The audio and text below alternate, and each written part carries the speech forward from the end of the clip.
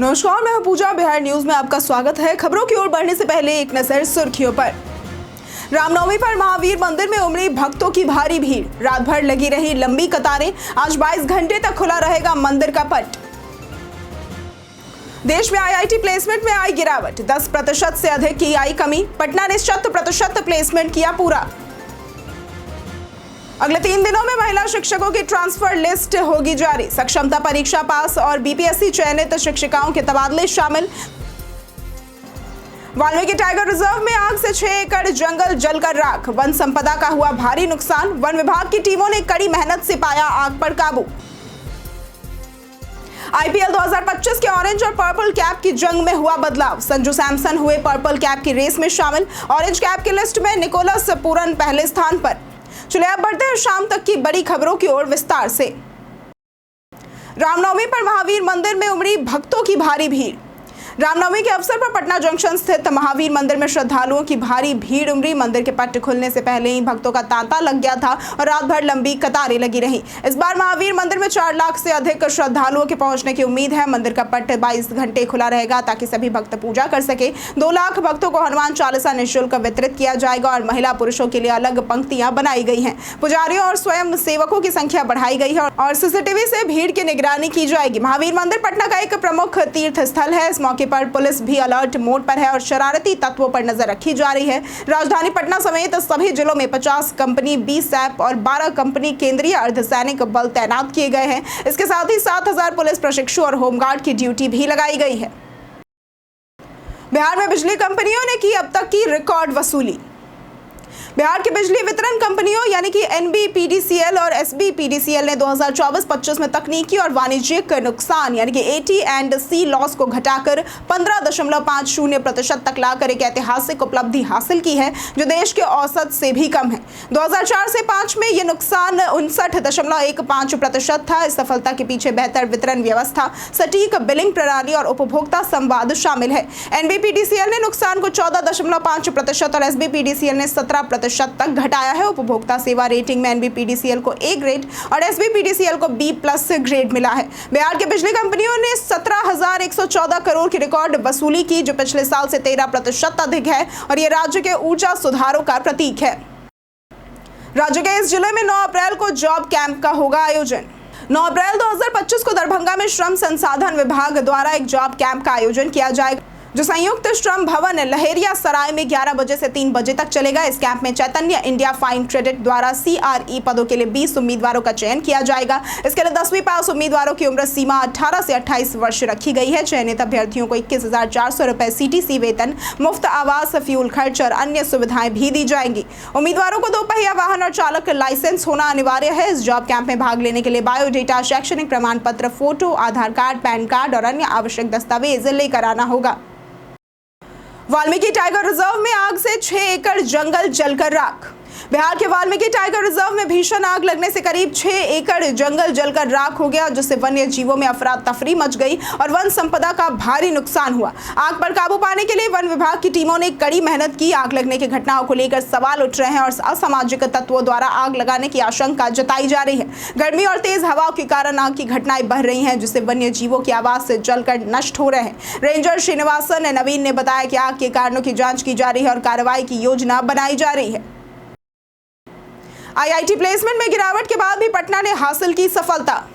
देश के 23 आईआईटी में प्लेसमेंट सीजन जारी है, लेकिन हाल ही में एक रिपोर्ट में शैक्षणिक वर्ष 2021-22 और 2023-24 के बीच प्लेसमेंट में 10% से अधिक कमी आई है। 2023-24 में 20 आईआईटी में औसतन 4% से 20% तक गिरावट देखी गई। हालांकि आईआईटी पटना ने MSc पाठ्यक्रम में 100% प्लेसमेंट किया है। रिपोर्ट के अनुसार आईआईटी जोधपुर, पटना और गोवा में 90% से अधिक प्लेसमेंट हुआ है। आईआईटी दिल्ली, बॉम्बे और रुड़की में प्लेसमेंट में गिरावट आई है। विशेषज्ञों का कहना है कि छात्रों द्वारा उच्च शिक्षा या स्टार्टअप शुरू करने के कारण ये गिरावट हो सकती है। बेतिया स्कूल हेडमास्टर पर रिश्वत का आरोप। बिहार के बेतिया जिले के रामपुरवा स्थित राज्य संपोषित +2 उच्च विद्यालय के हेडमास्टर प्रमोद कुमार को बोर्ड परीक्षाओं में अंक बढ़ाने के लिए घूस मांगने के आरोप में सस्पेंड कर दिया गया है। छात्रों से 10वीं और 12वीं के प्रैक्टिकल एग्जाम में नंबर बढ़ाने के लिए क्रमशः 400 और 1000 रुपए की रिश्वत मांगी गई थी। जांच में प्रमोद कुमार पर अवैध वसूली, परीक्षा में घूस लेकर अंक देने और स्कूल फंड में धांधली जैसे गंभीर आरोप साबित हुए हैं। इसके बाद उन्हें पद से हटा भी दिया गया और उनकी जगह हरिप्रकाश पांडे को नया प्रभारी प्रधानाध्यापक नियुक्त किया गया है। 205 करोड़ की लागत से होगा गया जिले का विकास।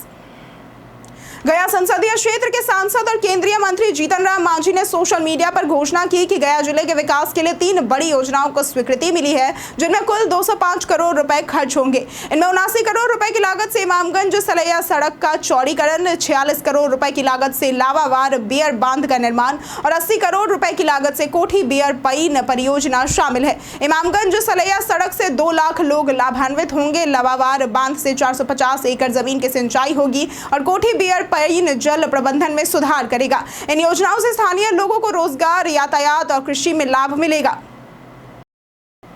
अकासा एयरलाइंस ने शुरू की दिल्ली के लिए सस्ती हवाई यात्रा। अकासा एयरलाइंस ने दरभंगा और दिल्ली के बीच 2499 रुपए में हवाई यात्रा की सुविधा शुरू की है, जो स्पाइस जेट और इंडिगो की तुलना में बेहद सस्ती है। 14 जुलाई से 25 जुलाई तक इस मार्ग पर अकासा द्वारा कम किराया पेश किया जा रहा है, जबकि अन्य एयरलाइंस का किराया काफी महंगा है।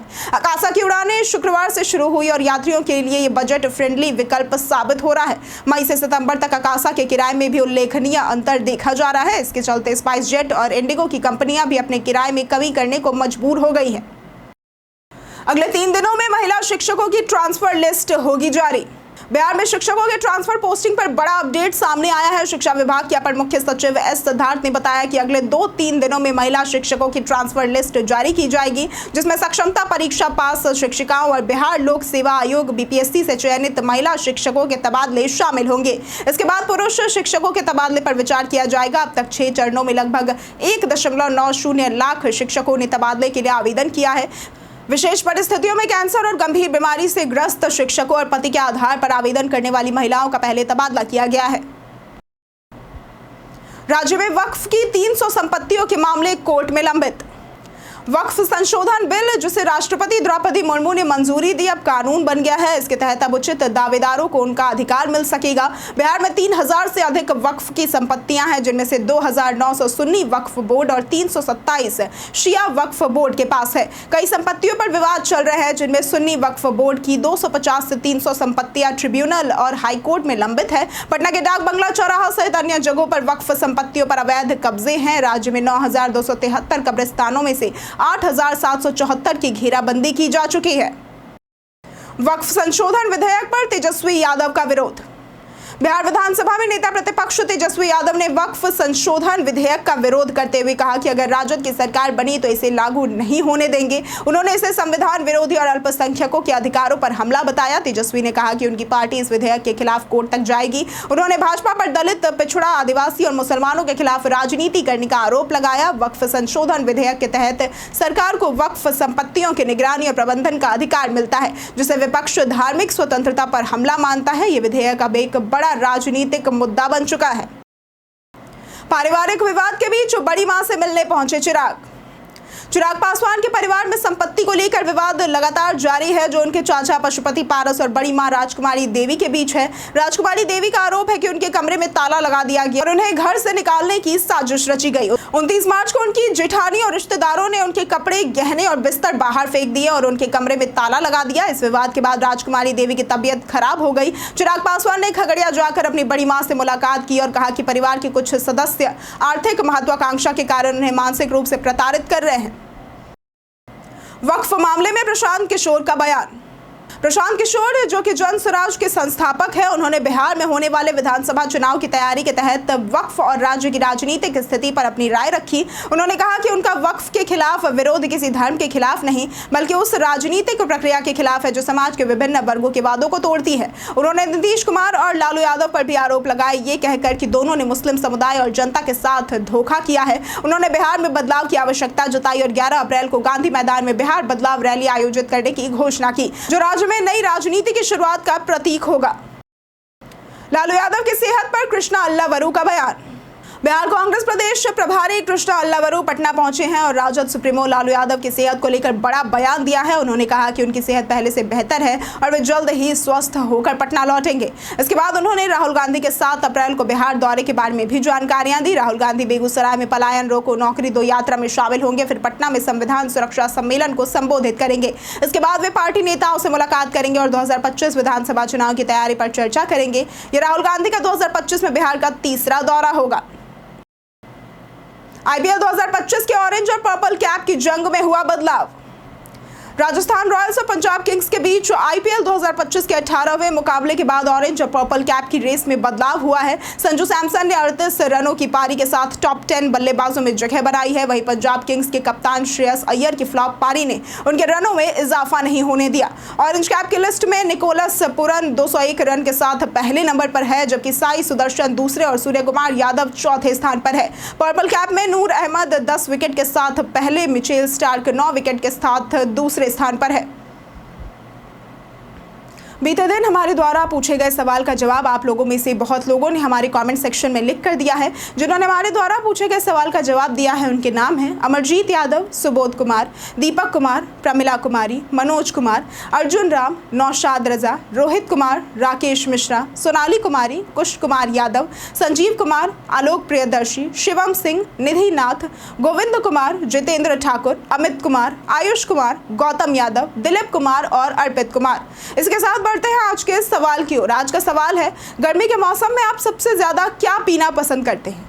आप अपना जवाब हमें हमारे कमेंट सेक्शन में लिखकर जरूर बताएं। आज के लिए सिर्फ इतना ही। बिहार की तमाम खबरों के साथ बने रहने के लिए देखते रहे बिहारी न्यूज, और साथ ही अगर आप यूट्यूब चैनल पर देख रहे हैं तो चैनल को सब्सक्राइब करें, और अगर आप फेसबुक पेज पर देख रहे हैं तो लाइक और फॉलो जरूर करें।